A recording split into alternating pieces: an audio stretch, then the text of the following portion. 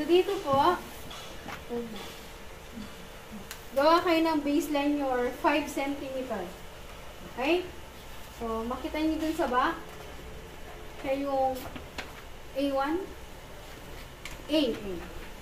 So, 5 cm pa. So, yan. Okay. So, ang gamit nitong center line, so, simula po dito sa center line, sukat nyo yung pagitan nilang dalawa. Kung anong pagitan yan, pareho dapat dito. Okay? Yung distance.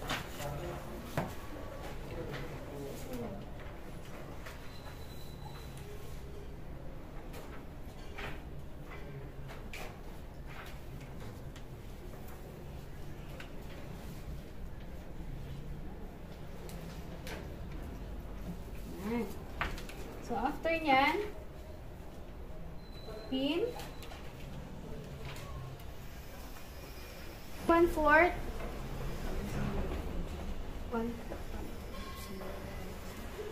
diretso. Okay? So, simula po dyan, sukat kayo palabas ng 5 cm or 5 centimeters. Okay? Yan. Ha? And then dito po sa kabila. Yan. So mag-add lang po kayo ng 1/4.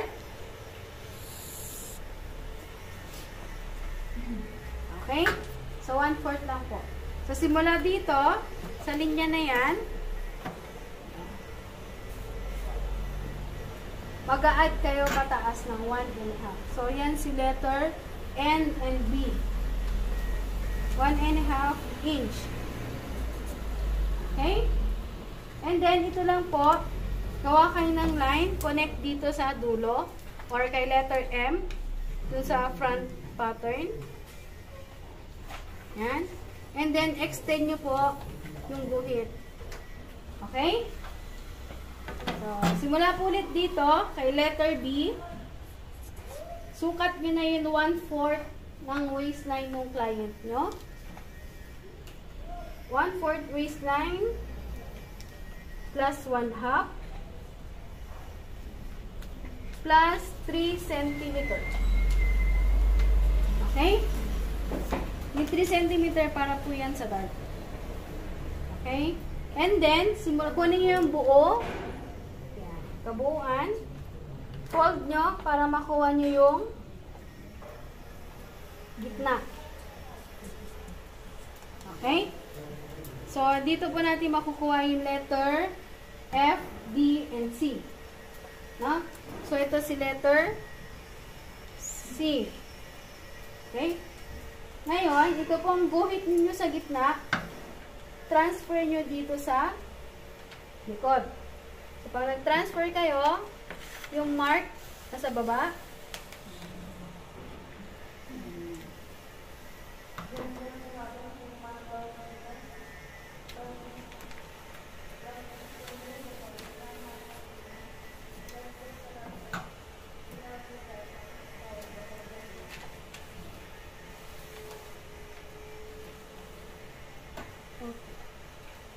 so, dito po, sa may knee,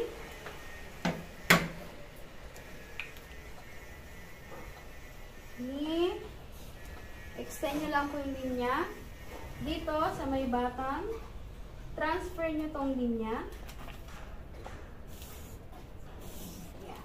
And then, lahat po nitong side, susukat lang kayo ng 1/2, 1/2, 1/2, 1/2 hanggang kay letter B. 1/2. Okay? So, susukat lang ako.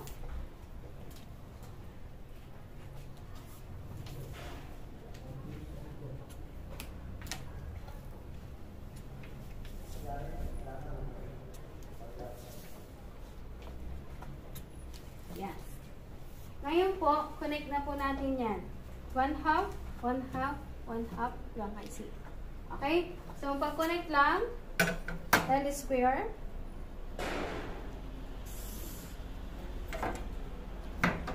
Another L square. Kabila. B. hanggang kay knee. So, dito po sa kabila, gamit na kayo ng hip curve. C hanggang kay half.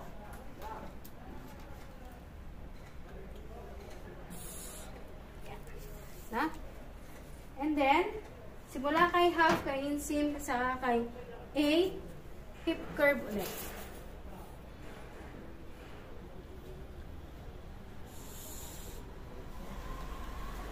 Then dito, sa part ng back, French curve lang.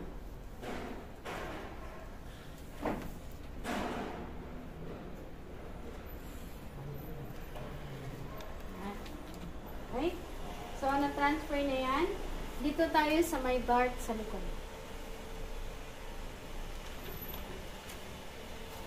So, nakuha na po natin yung center. Ito. Bababa lang kayo ng 3 inches. Okay?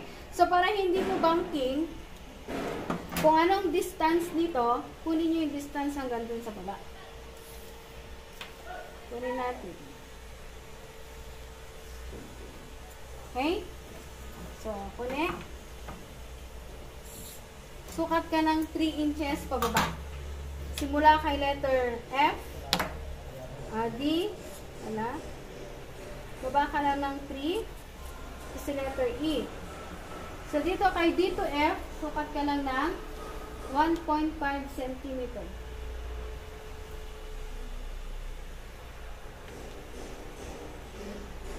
Both sides. Okay? F, F. Okay? Saan ba nakuha yun? Dito kay letter C. Then, connect mo na sila.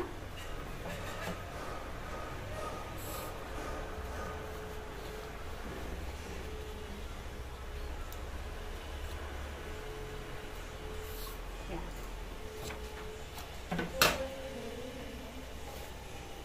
Dun sa guhit kay, sa weld pocket, so, guhit lang po kayo ng straight line. So, pag kukuha kayo ng straight line, hindi po yung simula dito sa kung isusukat kayo ng 3 inches. Hindi Kasi yung weld pocket yung magiging slanting din. So, straight line pa rin. So, dati nyo na pong guhitan. Okay? So, ang lapad lang nito, guhit nyo dyan, drawing nyo.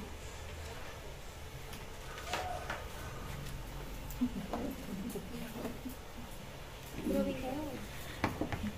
Okay? Kasi baka pag drawing niya, makalimutan niyo mayroong lalagyanan ng milyones sa mga lalaki sa nito. Dito? Okay? So, simula po dito sa gitna na ito. Yan, yung ginawa natin gitna. Sukat kayo ng 2.5 or equals to 5 inches. Yan. 2.5. 2.5. Okay? So, straight.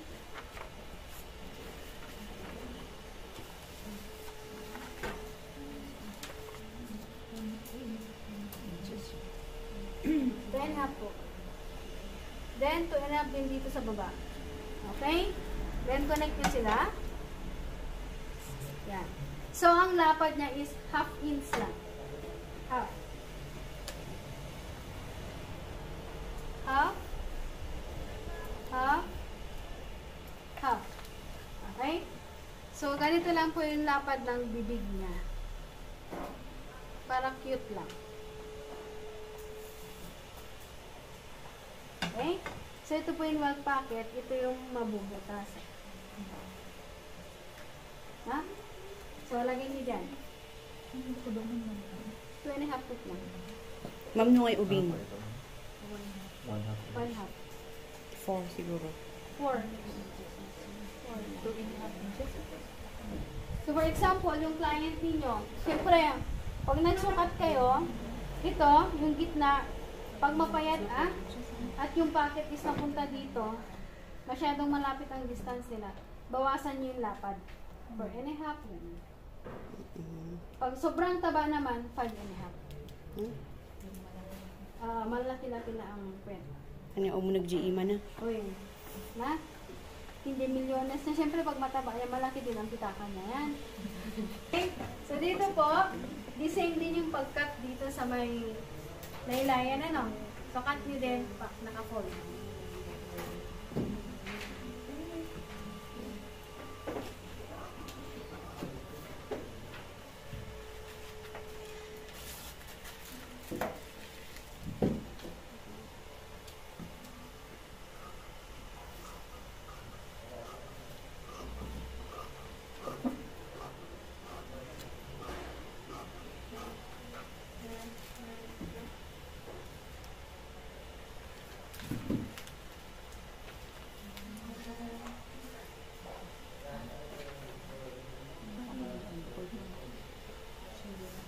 Sure, yun dito magkatawaan nyo, ah?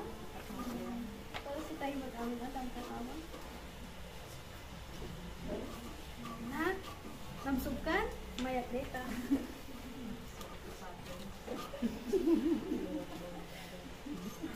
Salwa yun ata. Safety pattern.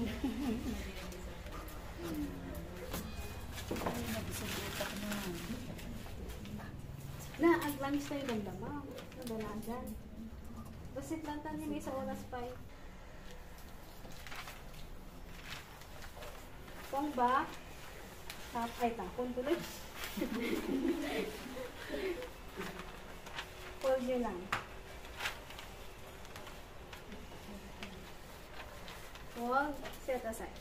Okay? So, dito po sa may front, ang kailangan nyo na sukat para sa pantalon is ng pocket. Sukat tayo sa 7.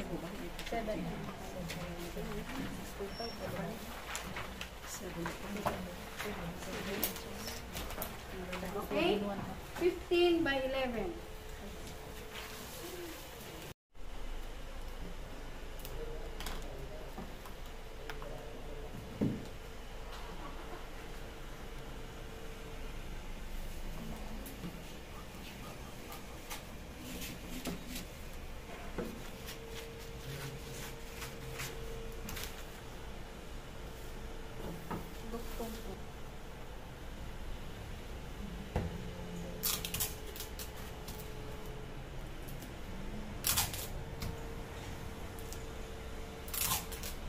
So, sukat lang po kayo ng 11 by 15.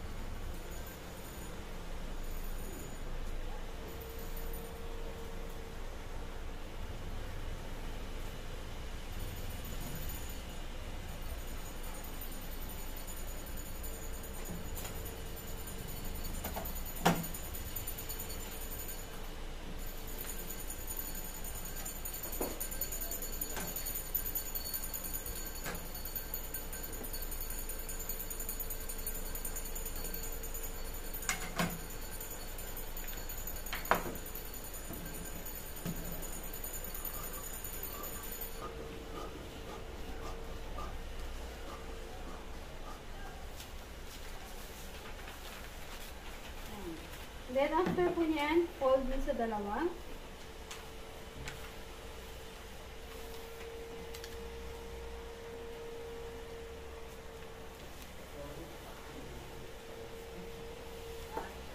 Kunin nyo itong pattern ng front. Okay? So, dito po sa harap, sukat kayo ng 1.5 paloob.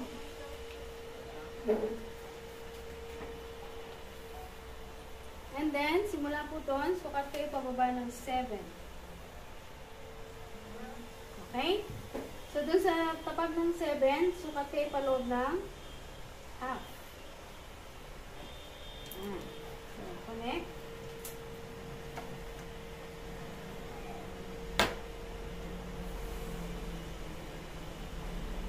So, ganyan po itsura niya. Okay? So, 7 inches 1/2. And then 1 and 1/2. Na? And then, ito po ang pocket na ito. Yan. Yung fold niya po, yung gitna, ikat niyo yan. Cut. So, kung sino yung sa gitna, siya yung nasa loob. Okay? Yan. So, hindi po yan magpapantay. So, ganito po yung tsura niya. So, pin nyo muna.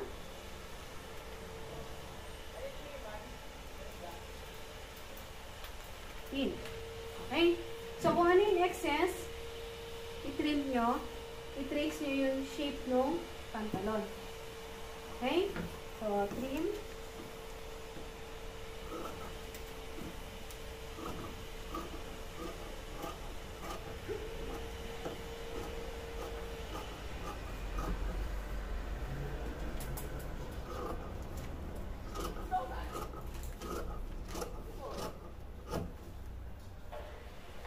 Yan. And then, ito pong ginuhit ninyo sa front. Ayan. Kunin nyo yan. Kunin nyo yung isang piraso ng pocket. So, maiiwan yung isa. Okay? So, sabay nyo silang ikakat. Kapag kinat, hawak-hawak nyo itong dalawa, ah. So, careful kayo. Baka makat yung pati yung daliri. So, cut.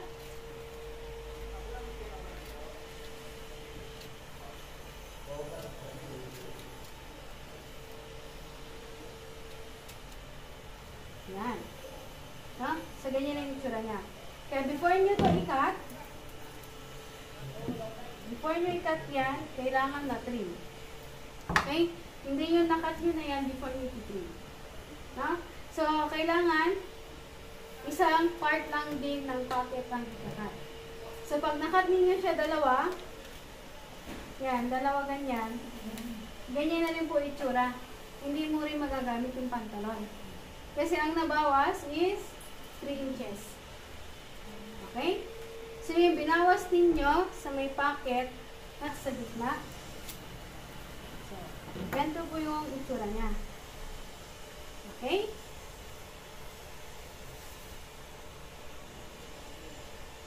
So, ito na yung pocket. So, magiging dalawa yan pag kinat natin sa tela. Then, doon tayo sa may placket at saka facing ng zipper. 9 by 3.5 and 9 4. by 4 inches. Dapat lang siya, ano may? 9 9 by 3.5.